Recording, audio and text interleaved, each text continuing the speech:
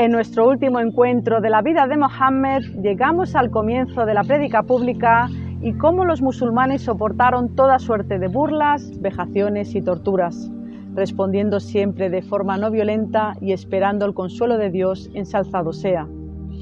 Pero ¿cuál era el motivo de tan fuerte oposición por parte de Quraysh? ¿Y los musulmanes tomarían algunas medidas al respecto? Ahora lo averiguaremos.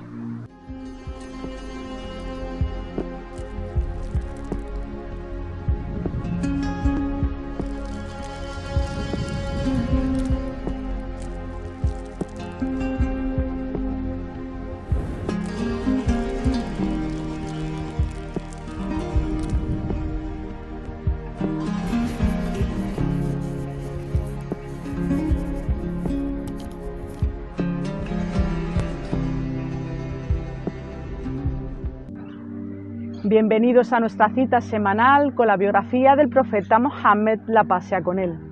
Tras ver los capítulos anteriores podemos preguntarnos, ¿por qué se oponía Quraysh a la prédica del Islam? Y más siendo que los musulmanes creían en el mismo Dios que ellos al fin y al cabo.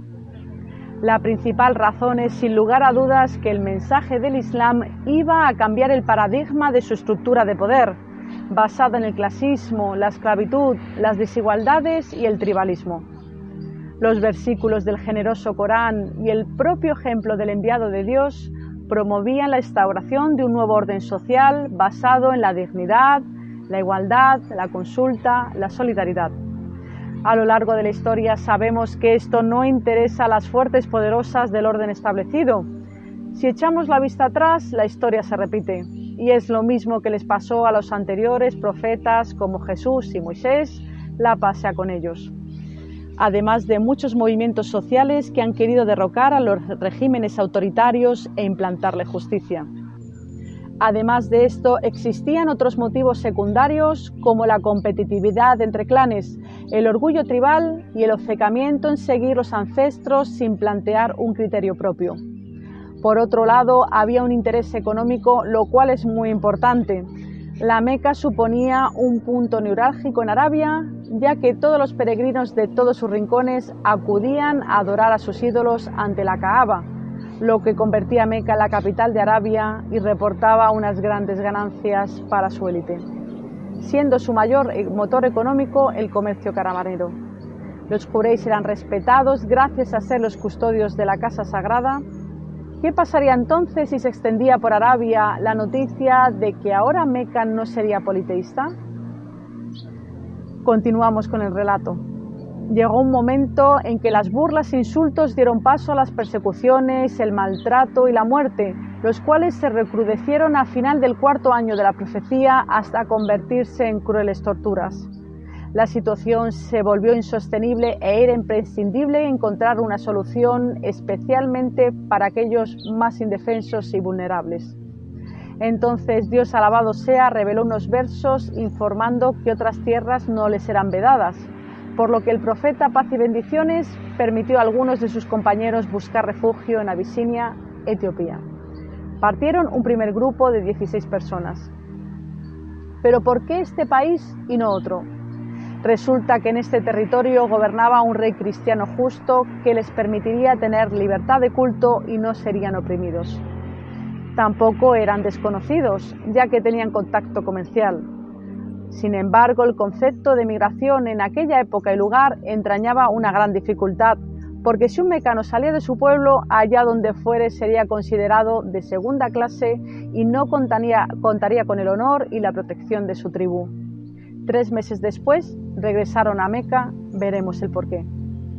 El enviado de Dios, la paz sea con él, recitó junto a la Kaaba el capítulo An-Najm, la estrella. Esta zora es tan profundamente bella y elocuente que caló en las arrogantes almas de los paganos de Quraysh, hasta el extremo de que cuando terminó con el verso que dice «Prosternaros ante Dios y adoradle», Corán 53:62, inconscientemente y con total sumisión se prosternaron. Esta noticia corrió como el viento y el rumor de que habían aceptado el Islam se extendió hasta Abisinia. Cuando los musulmanes regresaron a la Meca, descubrieron que esto no era cierto. Los Quraysh se indignaron de la cálida acogida que tuvieron en Abisinia y para ellos era un deshonor que un grupo de su propia tribu emigrara y pidiera protección a otra gente. También por tema político temían que los abisinios abrazaran el Islam. Esto les llevó a maltratar y torturar con más crueldad aún a los musulmanes que quedaron en Meca, por lo que el profeta autorizó por segunda vez que emigraran al reino cristiano. Esta vez fue un grupo de unas 100 personas. Quraysh mandó a 2 emisarios con grandes dotes de negociación para conseguir que Negus, rey de Abisinia, les extraditara: Amr ibn al-As y Abdullah ibn Abi Rabia. Las tácticas que emplearon no serán desconocidas. Primeramente, quisieron comprar las voluntades de los obispos, visires, cortesanos y finalmente el rey, llevándoles caros regalos. Argumentaban que debían ser expulsados ya que eran unos rebeldes que habían abandonado la religión de sus antepasados. Los musulmanes fueron convocados a la corte a la audiencia del Negus, que les preguntó acerca de la doctrina de su religión. Fue el primo del profeta, Ja'far ibn Abi Talib, quien les contestó con este brillante discurso que resume con maestría la esencia del Islam y hace una fotografía de cómo era la Arabia preislámica. Oh rey, éramos gente ignorante, adorábamos ídolos y comíamos carroña. Acostumbrábamos a tener comportamiento indecente, a desvincularnos de nuestros parientes, maltratar a nuestros vecinos. El fuerte oprimía al débil. Así estábamos cuando Dios nos envió un mensajero del cual conocemos su linaje, su veracidad, su confiabilidad y piedad. Comenzó a invitarnos a adorar únicamente a Dios. Entonces dejamos la religión de nuestros antepasados, abandonamos la adoración de ídolos de piedra y de todo lo que no es Dios. También nos ordenó ser veraces, cumplir los pactos, ser bondadosos con nuestros parientes, tratar con cortesía a nuestros vecinos y abstenernos de derramar sangre sin motivo. Nos prohibió el mal comportamiento, el insulto, apoderarnos de los bienes del huérfano y de calumniar a las mujeres piadosas. Nos ordenó adorar a Dios sin asociarle nada ni nadie, realizar la oración, hacer caridad y ayunar. Entonces confiamos y creímos en Él y seguimos la religión de Dios. Comenzamos a abstenernos del ilícito y ordenar lo bueno. Debido a todo esto, nuestro pueblo se enemistó con nosotros, lastimándonos, torturándonos, para que abandonemos nuestra religión y volvamos a la adoración de los ídolos en vez de Dios. Esperaban que consideremos todo lo abominable como lícito, como lo hacíamos antes.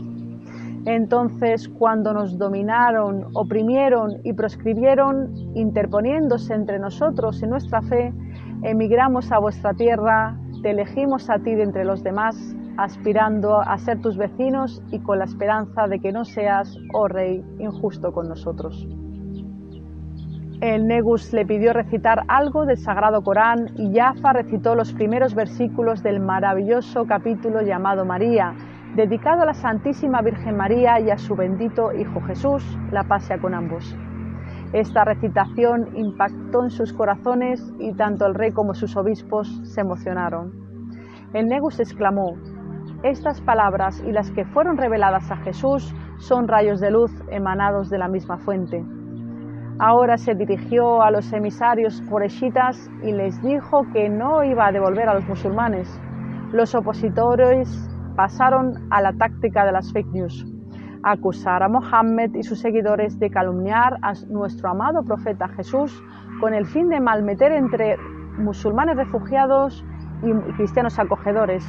El Negus, sorprendido e indignado, convocó de nuevo a la delegación musulmana para interrogarles acerca de su creencia acerca de Jesús.